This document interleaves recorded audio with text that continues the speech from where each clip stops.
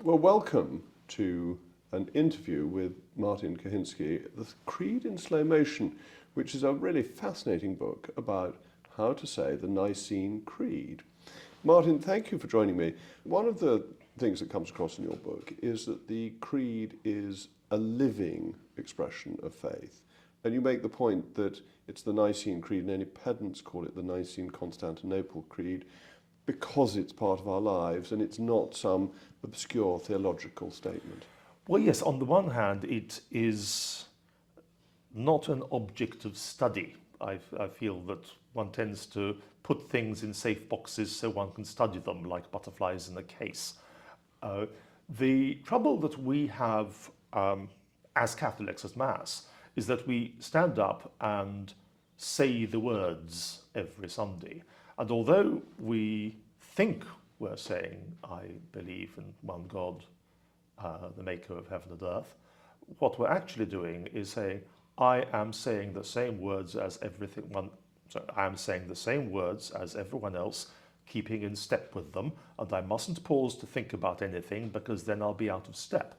So you end up with reciting familiar words week after week, year after year, without ever quite seeing what it is they mean. When I was a boy and the new translation had just come in, it was "we believe." And you say it's very important that we're back to the correct translation of "I believe," that it is a personal expression of faith. It's not "the church believes." Yes, I think so. I mean, there was that era where everything was watered down to suit the prejudices of the age. It happened a lot with various other responses at the Mass as well. Every time they saw a biblical reference, they took care to cut it out.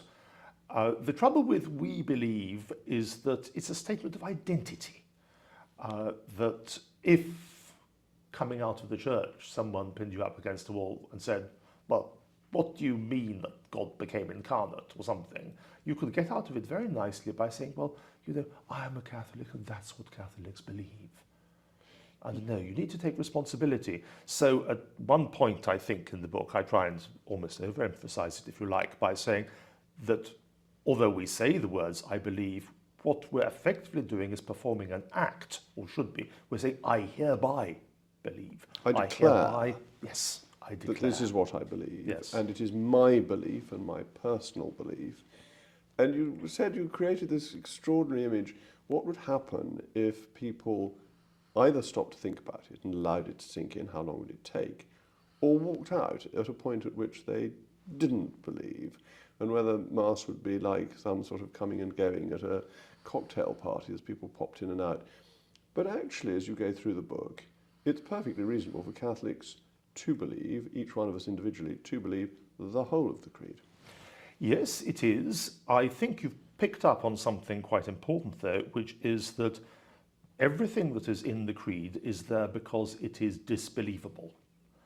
The reason of having a creed at all was for us to agree on what it is we believe and to defend against people who are trying to oversimplify the faith or betray the faith by oversimplifying it one way or another. And so you don't have anything that's obviously true in the Creed. We don't stand up in church and say that we believe that water is wet.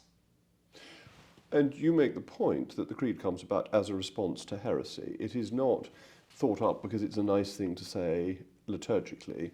It is thought up because there is an active heresy, the Arian heresy, that needs to be put down, and believers need to understand what they really believe, rather than this quite sort of tempting and attractive Arian belief. That's right, and to some extent I think, I wouldn't say that you want to try and make yourself an Arian temporarily to see what it feels like, but at least if you know that it's not just a question of standing up and saying nice holy words, nice holy words, nice holy words, then you've taken a step towards. Perhaps I should footnote or subtitle the Arian heresy. Basically, the feeling among many people was that on the one hand we have the ultimate cause of all being, the eternal God who is timeless and pure spirit. And on the other hand, we have this rather mucky, muddy life that we have here on earth. And the central core of Christian belief is that God became incarnate and became man. And this is outrageous. And if at Christmas we don't think there's something, or don't see that there's something outrageous about it, then we haven't seen it all. And faced with that outrageousness, people wanted to simplify. They wanted to separate spirit from matter. Spirit is good, matter is evil, and they want to separate God from man. And so they can do that in one of two ways. They can say that God was just pretending the whole thing. This was some kind of pretend human being that went through the pretend actions that a real human being would. It's intolerable, for instance, there should be a crucifixion. So an angel was pretending to be crucified at the time. Or you can say that Jesus was just a man, and the fact that he said things like, before Abraham was, I am, well, either he was mad or the evangelists put it in.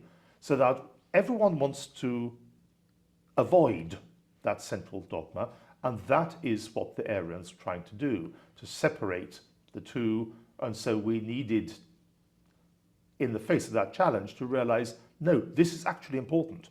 We need to emphasize the unity of God and man.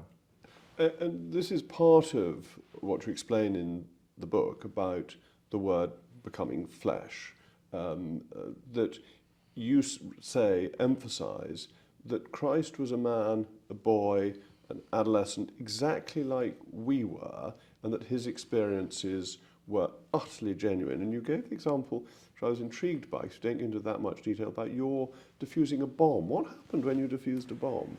Well, yes, I felt it was a lovely story and I had to drag it in, and I had an excuse, because the last bit of information we have about Jesus before his baptism by John was many years earlier, when he was 12 and he was taken by his parents to Jerusalem for one of the major festivals.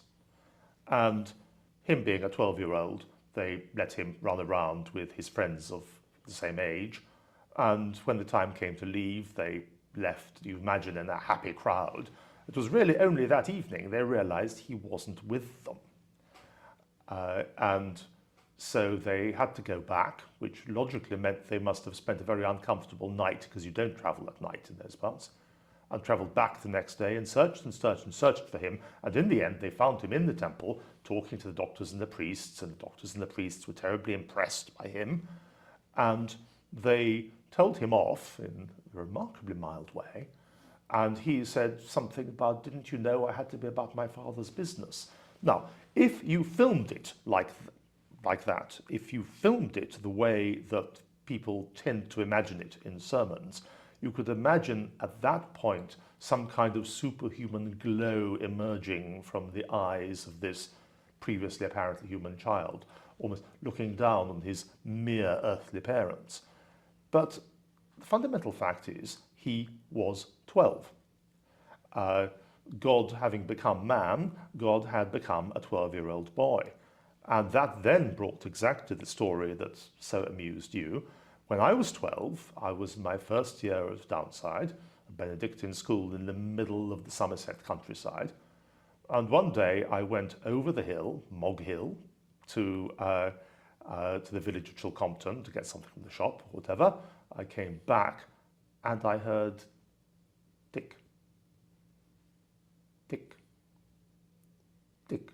Now, you know when something ticks like that, it's a bomb. Everything you've ever seen on television shows you this is part of your experience. You know it's a bomb. And so I went up and tried to defuse it. And I pushed here and pressed there. And sometimes I could make it go silent by pressing here, but then I let go and it started ticking again. Eventually, I bent something and the ticking stopped. So that's the story. Now, if you had asked me how likely are the IRA to plant a bomb in the middle of a field half a mile from a Catholic school, I would have answered correctly, not at all likely. If you had asked me, Now, suppose you saw a bomb, what should you do? I would have replied correctly, get away from it and tell someone in authority. All the strands of what I ought to do were present in my mind. It's just at the age of 12, those various strands are separate strands. They have not yet wound themselves into a rope of what it is sensible to do. So ask the 12-year-old Jesus, do you want to go and listen to what the priests and doctors have to say? And he will know, because he needs to know what the Jews are thinking before he starts to teach them, that he does need to do it. Will you let your mother and father know where you are? Well, yes, of course, I always have to do that. Should you worry them by disappearing for days? No, I shouldn't. All the strands were there. It's just they didn't tie themselves into a single rope of rational action. And when confronted with all this, then of course the 12-year-old boy says the first thing that comes into his head, which is, well, I was about my father's business. And who preserved that story? It must have been Mary, and it must have been a story she told to her friends and to Jesus about, oh, the sweet things the children say. And by looking at it like that, you realize something about the idea of being both God and incarnate as man at the same time, much less magical than what a sermon would tell you. And this is a point you make very carefully about atonement and the use of language, that Christ had to be fully man to be not atoning as we use the word now, but at one. And I was very interested in that because I didn't know the etymology of atonement until I read your book. I'm now better informed. But that's fundamentally important, isn't it? That it is being at one, and to be at one with humanity, you have to be fully human. You can't be pretend human. Absolutely. I'm glad you like the etymology, because I only half believed it myself, and I had to look up the Oxford English Dictionary to see, yes, I was right, that most of the grand words we talk about theology in are either Latin or Greek, and here is something clearly English. And the moment you split it up into at-one-ment, you realize that it is something that both sides in the quarrel, if you like, have to do. It's not me making up to you for something bad I've done. It's us both coming together and being one. And what God the Son was doing in the incarnation, at least partly, was becoming completely at one with humanity, and if you like, signing a blank check, which is what love really is, committing to whatever the consequences are going to be. It's not that he foresaw the crucifixion, it's just this was, whatever happens, I am here. And this is another important part of your explaining the creed, that everything that happens as a matter of free will. And you go through carefully the great yes of Our Lady, that if Our Lady had said no, the Archangel Gabriel didn't go to the next on the list. Our Lady had to have a genuine and completely free choice for the salvation of mankind. Yes, I think that the freedom of man is something that God is obsessed with. You look throughout salvation history at how easy it would have been to just pick someone up, reprogram them and put them back in the machine and everything's all right, and God won't do it. And you look probably in your own life as well, and you can see that, well, if only this person would change in just this way, how much better everything would work. And no, God won't do it. The preservation of free will, which is a kind of paradox really, because he's created us. So in that sense, our entire being is due to him. And philosophically, it's very hard to work it out. But that is very important, that it is people's free actions, and they all are free. Yes, Mary can't have said yes unless it was possible for her to say no, in some sense. And this goes through right the way to the crucifixion, that crucifixion happens, but it's not preordained from all time. I think it isn't. A lot of how you interpret this stuff does depend on what viewpoint you're looking at it from. And we're not well designed to look at things from an eternal viewpoint. Somehow God must perceive things both in their completion, as if the whole of history has already happened, and also in their not yet happenedness.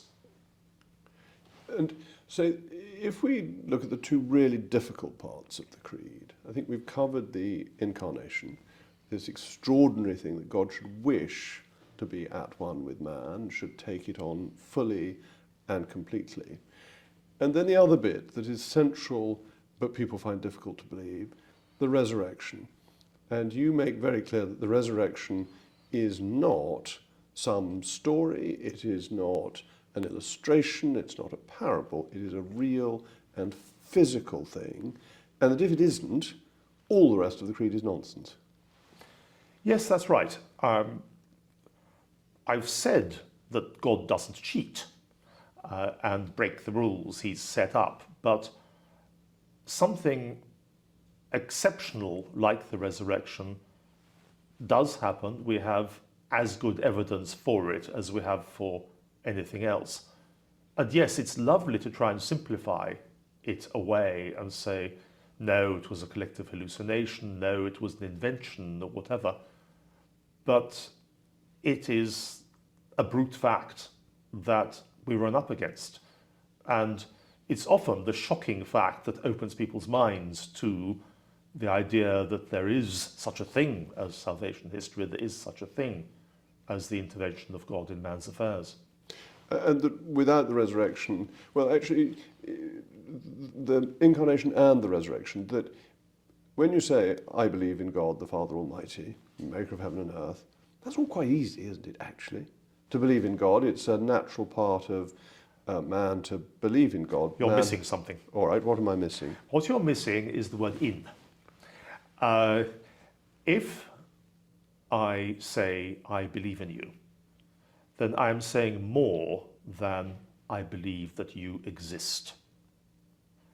Philosophically, it's possible to argue and there having to be an ultimate cause.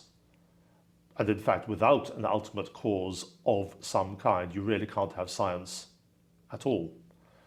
When we are believing in, and the Latin literally means believing into, it means we're putting our trust in this ultimate cause.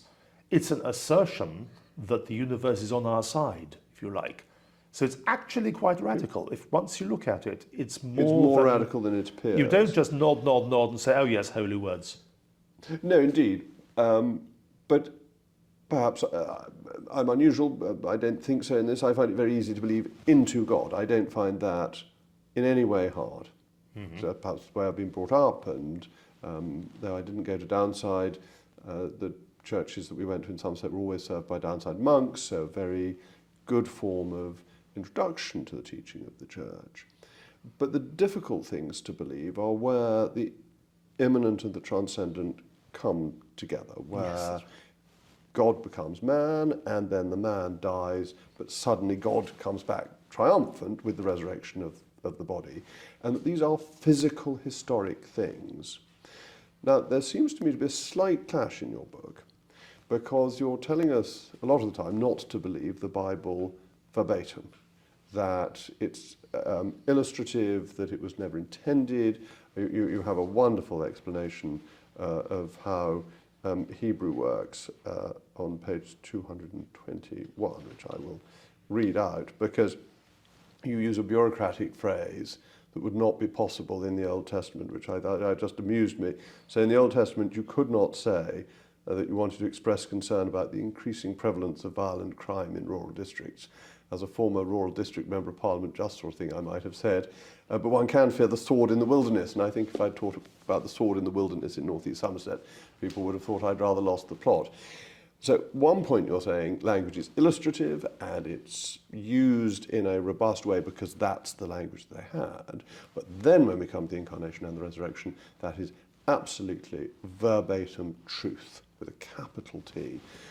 Do you see that there's a difficulty in this, in taking one part and saying the other parts aren't to be taken literally? It's a change of gear, certainly. And that is partly due to the differing age of the of the documents between the Old Testament and New. It's partly due to the different way that people think in, broadly speaking, Hebrew or Semitic as opposed to Greek. But yes, I think that the New Testament is attempting to be what we recognize as history. And the Old Testament isn't. It's intending to explain how they've got to where they've got. Do you indicate that the Bible is collated in the Babylonian exile? I'm not good enough at the detailed textual history, but yes, I think that a lot of the coming to reflect happens in the Babylonian exile. Before then, I think that they were too busy living the relationship with God to stand back and theorize about it. I mean, you know yourself that living a relationship and then trying to analyze it are really two separate activities, and one is to some extent an enemy of the other. Okay, so I think that makes a good explanation as to why you can take one literally and why the other isn't. And you make the point very carefully that the opponents of faith are always trying to knock down the Aunt Sallies, aren't they? They're trying to knock down that the earth was created in 7 days, which no sensible reading of Genesis would make you think. No, even St. Augustine, sort of round about 400 AD, was already treating the 7 days of creation as being something metaphorical, something on the level of natures of being rather than 24-hour days. And you're not very impressed by Archbishop Usher's efforts to work it all through and get us back to a Sunday afternoon in 4000 BC? Absolutely. It's Quite rather fun, like, though, isn't it? I mean, I've liked Usher for it's this. fun, like the people who work out biographies of Sherlock Holmes. Yes, but it's fanciful. It's fanciful but fun. And with the creed, we're trying to get to truth. And one of the things I think you're extremely good at explaining in a way that is absorbable is the Trinity. You don't go for St. Athanasius, not 3 incomprehensibles, but 1 incomprehensible, not 1 incomprehensible, but 3 incomprehensibles. I'm hoping his creed will be your next book to try and explain that. Yeah. But you managed to put it in very understandable day-to-day terms. It's not me, it's Dorothy L. Sayers. You may remember Dorothy L. Sayers as I the love the author Peter of, Wimsey books. exactly, the Lord Peter Wimsey detective stories. But she also thought, and thought quite deeply about the faith. And she wrote a completely uncharacteristic book, if you think of her as a detective story writer, called The Mind of the Maker, when she reflects on herself as a creator in parallel with God as a creator. And she identifies a kind of Trinitarian analysis of what a creator does. You start, when creating, by having the idea. It is a pure idea. It floats in its own space. It is timeless. And that is a picture of what God the Father is like. Then the time comes to put that idea into execution. It might be that you're going to write the book or write the script or write the speech or whatever. At this point, it becomes involved in the flow of time and in the flow of events. And that is an image of the Son being involved in the actual creation and later in the incarnation. Now, you can have a speech or a book or a play or whatever that just says, and then this happens, and then that happens, and doesn't engage the audience in the least. You have them looking at their watches within the first 30 seconds. But when that doesn't happen, when it comes to life in their minds, then that is life, and that is an image of the Spirit. And so that is God the Father, the idea, God the Son, the physicality, and God the Spirit, or Holy Ghost, which you slightly disapprove of, but I'm old-fashioned, I quite like Holy Ghost, brings it all together and turns, as you put it, notes on a page into a piece of music. Yes, that's right. I mean, the image that when you go to a concert and listen to a pianist, what you don't want to hear is someone who plays all the notes on the page because they are notes on the page. You want someone who plays the music, which, yes, does happen to correspond exactly to what's written on the page, but it's the music that's being played, not the notes. And that's a terribly good image for life in general. When you find yourself, it doesn't always happen, playing the music, then you know things are really alive. Now, what we add, of course, in our Christian belief, beyond what Sayers describes, is that we ascribe personhood to the ultimate cause. At one level, that's absurd because we can't pin down the infinite into our own categories of thought. On the other hand, it's also permissible. We've been encouraged to do it by God. And when we do so, it seems reasonable that the personhood should manifest itself in three ways corresponding to those three activities: the idea, the action, and the life. And interesting on the Spirit and how one can understand the Spirit, which is basically, you say one can't really, that the Spirit is just there without being graspable in the way that God the Father and God the Son are. And although our image of God the Father, of an old man with a big beard sitting on top of a cloud, may be foolish and maybe lightweight, at least it gives us some image of what God the Father is as an overarching authority. God the Son we have the physicality of, and I think you say about God the Spirit that if you grasp air in your hand and open it up, there's God the Spirit. Absolutely. It's the ungrabbability of the Spirit that makes him so difficult as a person of the Trinity. Who speaks through the prophets, and we are all prophets. You imply, but we're not, rather splendidly, the man on the bus telling everyone to repent because the end of the world is nigh. How are we meant to be prophets? We have to be prudent prophets, I think. I mean, it comes back to our baptism, where, at least in the Catholic rite, there's a prayer said over the baby, anointing it as being like Christ, a priest and a prophet and a king. So a prophet is one who communicates the things of God to others. But you can do that by the way you are. It doesn't mean that you necessarily have to lecture people, and certainly you shouldn't lecture people incompetently and imprudently. What really interests me about this is that you are using the language of the Creed robustly to say, as an individual, you stand up, you confess your faith, this is what you personally believe, and you must be a prophet.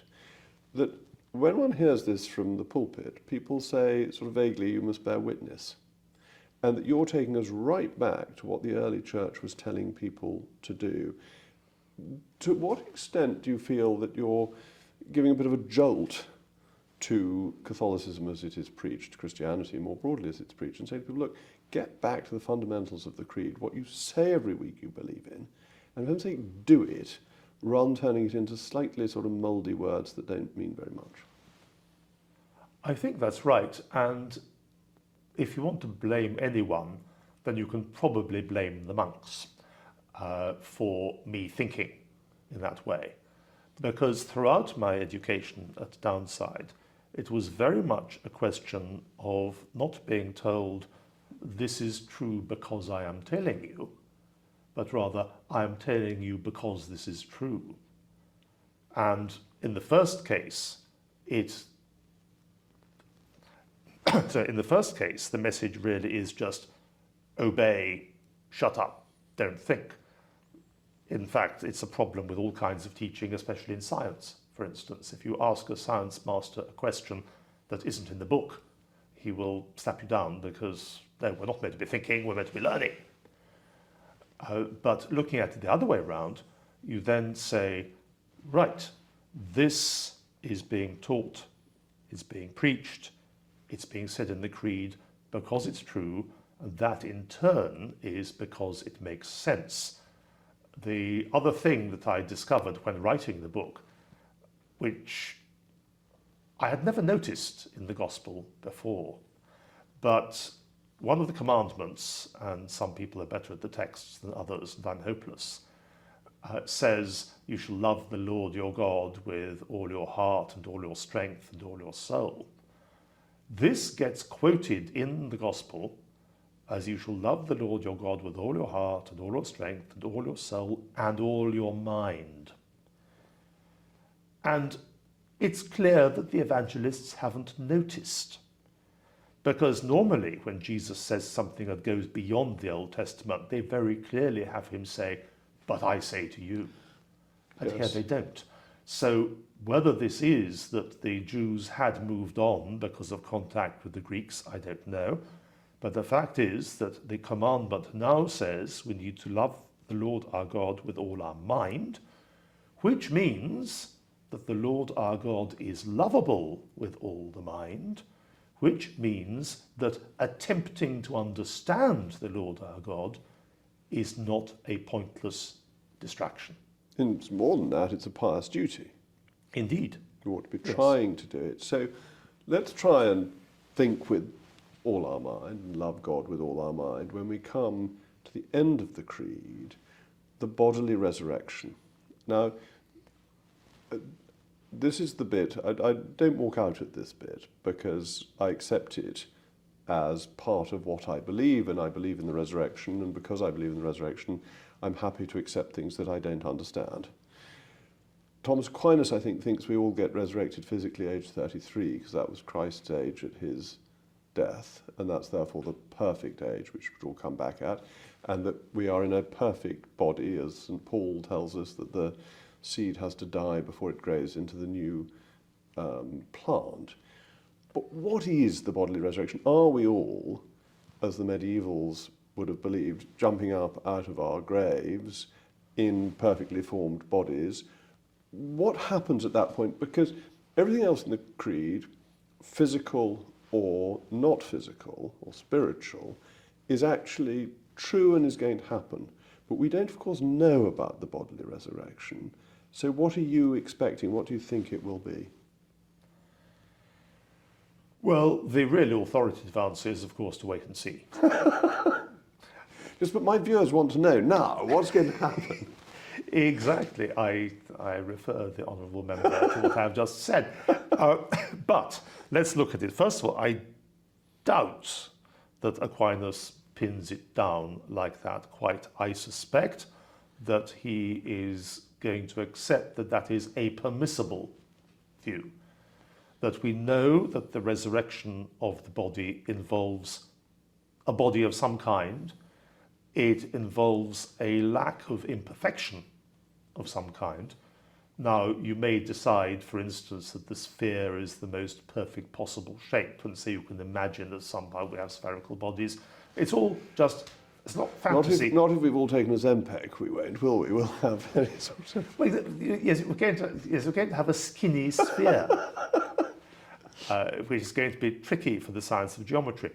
But no, I think that to a great extent is one of the places where we have to look at what we're told as being signposts pointing towards something, and just hold on to the important things, which are that this is in some sense a more perfected state, that it still involves a complex of body and soul, though the kind of matter the body is made out of may then be different, that it involves a more perfect union between the body and the soul, because you know how we as fallen beings find we have all these battles going in within ourselves.